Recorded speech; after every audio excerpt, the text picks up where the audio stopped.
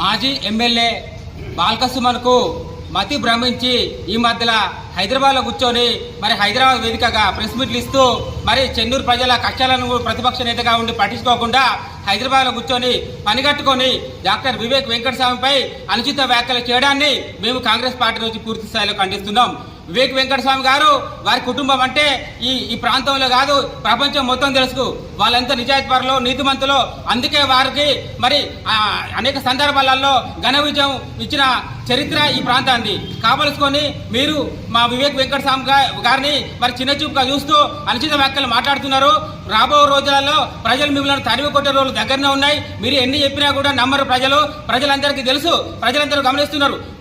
మరి జైలుకి పోవాల్సి వస్తే కేసీఆర్ పోవాలి, కేటీఆర్ పోవాలి. కాళేశ్వరం ప్రాజెక్టు వల్ల అనేక అవినీతి చేసిండు కేసీఆర్. మరి డ్రగ్స్ విషయంలో కేటీఆర్ చేసిండు. మరి భూ కబ్జాలు అన్ని విషయాలలో బాలకృష్ణ చేసిండు.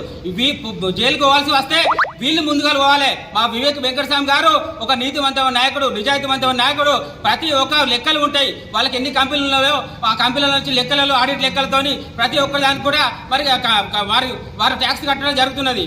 అటువంటి వ్యక్తిని పట్టుకొని మీరు ఇష్టానుసారంగా మాట్లాడితే ఊరుకోం, ఖబర్దార్. ఇంకొకసారి మాత్రం మా ఎమ్మెల్యే గారి మీద అనుచిత వ్యాఖ్యలు వేస్తే మాత్రం ఊరుకోమని ఈ సందర్భంగా మీద తెలియజేస్తున్నాం.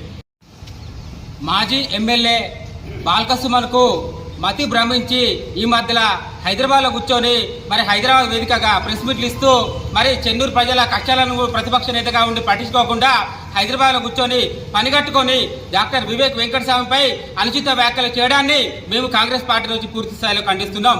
వివేక్ వెంకటస్వామి గారు వారి కుటుంబం అంటే ఈ ప్రాంతంలో కాదు ప్రపంచం మొత్తం తెలుసు. వాళ్ళంతా నిజాయితీపరులు, నీతిమంతులు.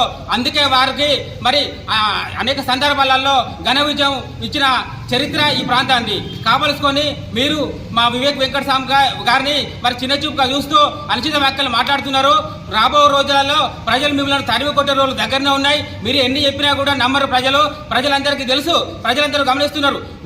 మరి జైలుకి పోవాల్సి వస్తే కేసీఆర్ పోవాలి, కేటీఆర్ పోవాలి. కాళేశ్వరం ప్రాజెక్టు వల్ల అనేక అవినీతి చేసిండు కేసీఆర్. మరి డ్రగ్స్ విషయంలో కేటీఆర్ చేసిండు. మరి భూ కబ్జాలు అన్ని విషయాలలో బాలకృష్ణ చేసిండు. జైలుకి పోవాల్సి వస్తే వీళ్ళు ముందుగా పోవాలి. మా వివేక్ వెంకటస్వామి గారు ఒక నీతివంతమైన నాయకుడు, నిజాయితీవంతమైన నాయకుడు. ప్రతి ఒక్క లెక్కలు ఉంటాయి వాళ్ళకి, ఎన్ని కంపెనీలు ఉన్నాయో ఆ కంపెనీల నుంచి లెక్కలలో, ఆడిట్ లెక్కలతోని ప్రతి ఒక్క దానికి కూడా మరి వారు ట్యాక్స్ కట్టడం జరుగుతున్నది. అటువంటి వ్యక్తిని పట్టుకొని మీరు ఇష్టానుసారంగా మాట్లాడితే ఊరుకోం, ఖబర్దార్. ఇంకొకసారి మాత్రం మా ఎమ్మెల్యే గారి మీద అనుచిత వ్యాఖ్యలు వేస్తే మాత్రం ఊరుకోమని ఈ సందర్భంగా మీద తెలియజేస్తున్నాం.